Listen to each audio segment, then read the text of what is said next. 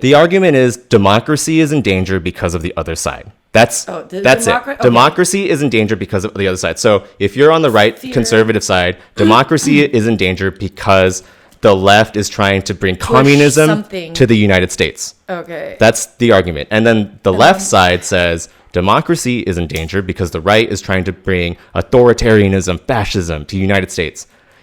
That's why people are so... I blame the war on drugs. Right, no, but that's why people are so angry at each other because... discourse if we smoked weed and discussed. Right, but that's why people are so angry at each other because they assume their problems are because of the other side. And so I brought Instead of like issues that we can correct in the way our systems are run. Yeah, listen to how they call each other like communists. And they're like, and it's but like, we're all Americans. Like, we're why? all running under the same system, though. Like, how is it? So let's get to these clips. This is a clip of Tucker Carlson on Fox talking about how like the left is taking over and creating like communist China inside the United States. And that's why democracy is in danger. Oh, this is why people, we're hearing go back to where you come from, too. That it's hard to remember what a very different country this was on New Year's morning. Back then, a little over 7 months ago, the U.S. felt politically volatile. It definitely was. There was an election coming. But it still felt fundamentally American. There was no mistaking this country for any other country. We weren't Mexico or Luxembourg or Burundi. We definitely weren't China.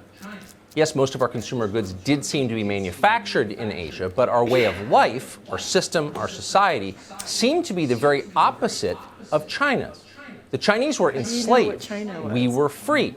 That was the difference, and it was permanent. It would never change. Not 1 in 1,000 Americans doubted that. In January, for example, Dr. Anthony Fauci, at the time not yet a household name, did an interview with the Journal of the American Medical Association to talk about America's response to the Wuhan coronavirus.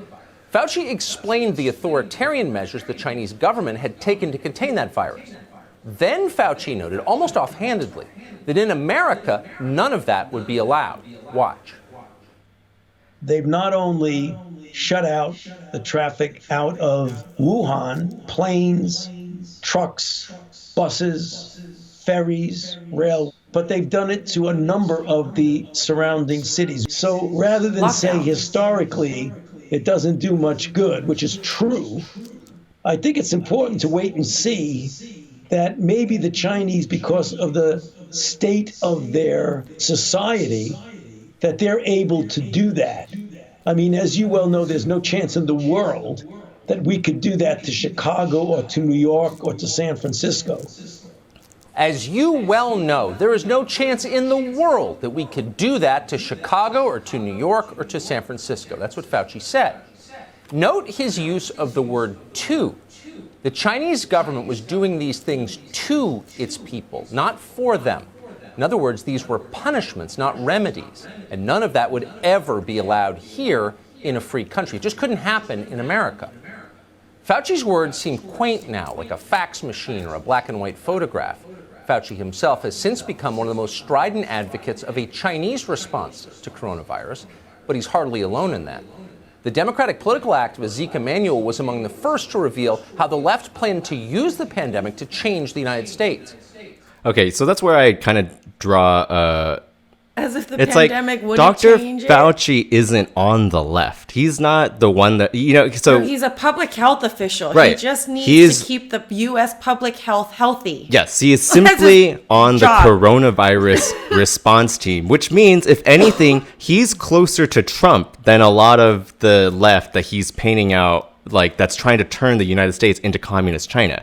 Yes. If we would have listened to him and done well, Trump would have done well. Like, people would have looked at him as a hero. Let's see the rest of this. Here he is on MSNBC 4 months ago this week.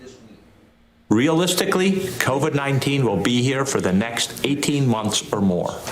We will not be able to return to normalcy until we find a vaccine or effective medications. Is all that economic pain worth trying to stop COVID-19? The truth is, we have no choice. Oh, the truth is, we have no choice. Except in a democracy, we always have a choice. That's why it's different from an autocracy. In a democracy, on the big questions, the public gets to decide what the public wants. The people rule. That's the whole point of the American system. But the left had no plans to let the public decide anything. So instead, they issued resolute decrees. Remain at home, wear a mask, do not congregate with others. No one asked voters what they thought about any of this. Democracy played no role in it. The orders came down, men with guns enforced the orders, the government used sophisticated technology to track down anyone who disobeyed them, just like in China. Okay, so, God, there was a lot there to unpack. So basically, he was saying people decide, and we didn't let people decide. And, you know, in a way you did. Businesses aren't publicly run. Those are private corporations run by people. And so the NBA wouldn't have suspended because the government told them to. They suspended because it's too much of a liability to have people in their audience. So it's not... So he's saying, like... Okay, and then he said, you know, all of these rules were passed down and the men with guns came to enforce them. It's like, no one on the left did that. That was President Trump. Like, that was the current administration. Yeah, and... Right? And so... I don't know. He keeps going back and forth with a lot of stuff. I'm like, I can't listen okay, well, to him very and it's not... long. But, you know, we have to finish this because we have to get to... The left does it too. It's not just the right. It's not just Tucker Carlson. So let's keep going. Well, no, I know. That's why I'm like, through this year, this is why I'm like, I can't listen to so much of this news because I'm like, whoa, you guys I know, but I just totally mixing up facts. But with, we're not... we're just comparing them because they're... politicize these things that are about public health. I know. But we're not watching it for that. We're just watching it to compare them because they both say democracy is in danger because of the other side. He's saying democracy is in danger because of the other side. They're being so autocratic. They're making all the decisions. They're not letting the public make it do anything. They told them to shelter in place. So yeah, let's finish this clip. Los Angeles Mayor Eric Garcetti. This has really been marvelously embraced by 99.9% of people. We see it in the traffic data, we see it in the cell phone data, but we're going to hunt down that last 0.1% and say, you got to get inside, you got to cut it out, and you got to distance. Oh, most people obey, but, quote, we're going to hunt down we don't want the typhoid last Marys. 1%. In other words, no dissent of any kind COVID allowed, Karens? just like in China. In China, the government loads disobedient citizens into trucks and carts them away. We have video of that happening. In Los Angeles, they just starve you out. They take away your water and your electricity. These large parties are unsafe and can cost Angelenos their lives.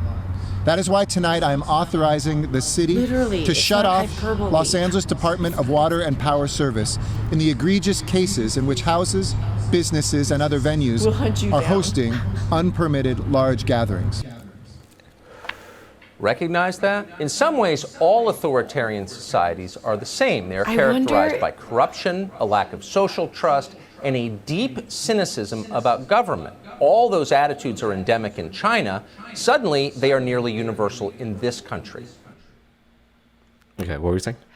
So those parties that I looked up and stuff, I'm like, who's doing that anyways? A lot of them are in like these Airbnb spots. Well, the point is they're not allowed to be allowing for those kinds of things, the landowners. And if they're not going to control it, then the city stated that they will go and help those. The scary thing is he's equating like responsible social behavior and like cities enforcing it with communism. And like the scary thing, like you're bringing authoritarianism. You're letting your government. It's like our democracy is in danger because you're trying to like be responsible with COVID-19. So that's it's like, no, our life and our health is in danger because people are not understanding or accepting the scientific facts. All right. So the left is not immune to this. They also accuse the right of being of destroying democracy. So let's take a look at this. Destroying democracy. Picture all of us Do we have a Americans democracy in a car together. President Trump is the driver, and he is trying to drive us off the road.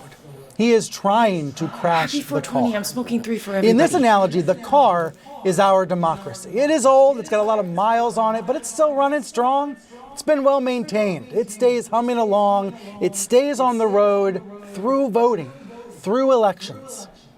But the driver, ever since 2016, I don't know, either he wants to go off-roading, or he wants the car all to himself, or he doesn't know where he's going. He doesn't know he's driving. Going on with the driver. He's trying to crash the car, but all of us are along for the ride. The president's rhetoric about the coming election is the equivalent of trying to crash your car. Through his tweets, through his statements, he is eroding confidence in the democratic process, making a crash more likely. And he's doing it for no good reason. It's just his own ego. And his media pals are helping him do it. So everybody else, besides Trump and the pro-Trump media, everybody else, all the responsible newsrooms, elected officials, civic leaders, everyone else has a huge responsibility in the next 3 months. Okay, let's just back up what he said, because he talked for 1 minute and 15 seconds, and basically all he said was, imagine America's a car, Trump's the driver, ever since 2016, he's been taking it off-roading, we don't know what he's been doing, and now he wants to crash it, and all of his media buddies are in on it, right? That's what he was saying. And he's saying, like, in November, we have a responsibility. And it's like, to do what? You haven't said anything. You just said democracy is in danger because Trump is driving a car. To vote him out. I know, but that analogy isn't an argument. You see what I'm saying? Like, they just like to paint a picture that says our democracy is in danger if you don't vote him out because the other side is the enemy. And it's like, really? Well, that's fine. I'm like, okay, it's an opinion piece, and he's basically about the election vote him out. He's not talking about things like masks and protests and stuff that are like, wait, those are kind of... No, but what you're doing is he's painting the other side as being responsible for crashing America. And so when you are listening to this and you believe him, you assume the other side is responsible for every issue that you have right now, whether it's economic or voting Trump in or, you know, like having certain stances. Like, they're the enemy. They're the ones that are endangering democracy. And that's why Americans, like, it's so easy for them to look at the other side as the enemy because the media does all of the thinking for them.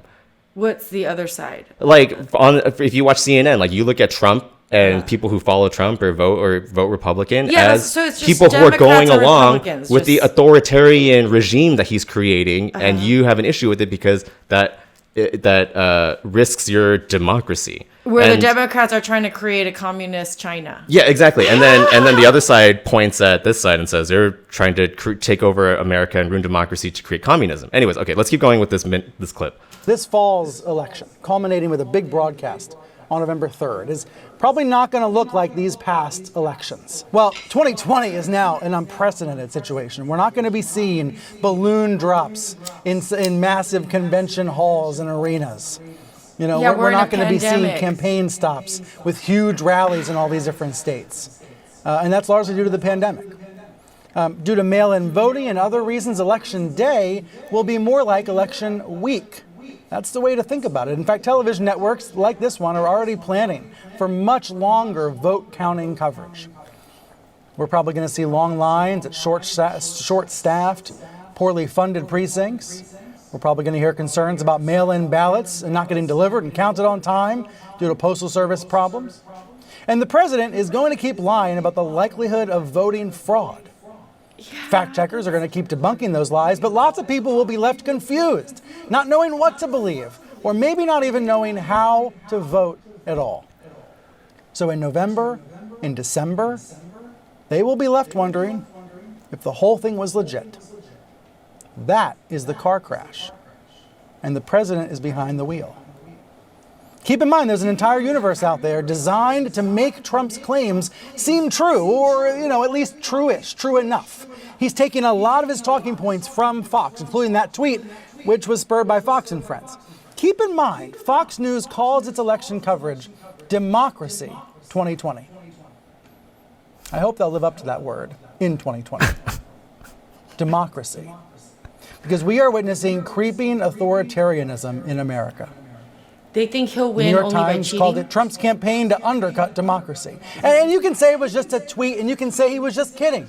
It is still creeping authoritarianism, even if the guy is joking. Okay, so they said Trump's campaign is to undermine democracy, and they keep calling it creeping authoritarianism. And like, do you see the parallels with the Tucker Carlson? Like, everyone... They keep saying authoritarianism. Yeah, it's like the other side... Is what it is. It's because, like, fascism is old school now. Like, no one wants to be called a Nazi, and it's too... It's an old term. Yeah, it's not cool anymore. It's an old insult. Get with your political insults, guys. Yeah, this is the enemy that they're creating inside. This is why we don't see discourse anymore. It's because they're like, you're an authoritarianist. Why should I listen to you? Or you're a communist. Why should I listen to you? All right, 43 seconds left. course, the good news this week is the Republicans did immediately challenge Trump's musing about delaying the election. And more good news, news outlets did a really good job of truth squatting right away, immediately pointing out in the headlines that Trump didn't have the authority to delay anything anyway. But it's August 2nd. The election is November 3rd. There's going to be 3 more months of this. 3 more months of the lies, 3 more months of the sowing doubt, of the delegitimizing the election. 3 more months of this. And the president still has the keys. He is still behind the wheel. His words still have power in this looming car crash. Well, what's Congress doing? All right. I mean, you know, whether or not you agree with either side, I think it's just important to give a chance to have like the political discourse with the other side without like the preconceptions that the media have placed in your head. You know, they may have some like conservative or liberal views, but that doesn't necessarily make them a communist or an authoritarianist. You know, it's like you might have more in common with them than you think. Yeah. And so that's how many of them have been to China, or how many of them have been to the communist countries? Well, I mean, even just not even going that far, just like how many of them can just not look at the other, like not assume the other side is just immediately like the farthest the farthest extreme from you as possible. Like not everyone that disagrees with you is your enemy. It's like we all need to like kind of chill out. And the media in America, like the reason why I put these clips together is just to like point out like the media doesn't help. The way we look at other Americans is so it's so grouped now. It's like you're either in group or out group. And so you're always trying to identify who's in your group owned by them and who's out of your group. They're not going to try to be. Hi everyone, hope you liked the video. Remember to like and subscribe if you want to see more. Happy 420 wherever you are. Bye. And if you don't have buds, we're your buds.